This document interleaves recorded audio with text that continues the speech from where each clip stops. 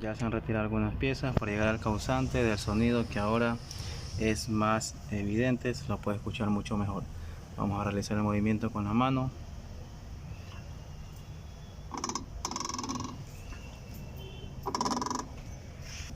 Ahí va.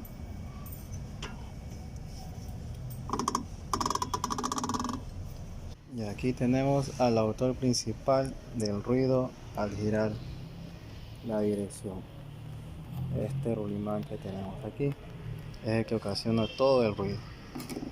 Vamos a reemplazar y ahí los resultados positivos. Ya no hay ruido.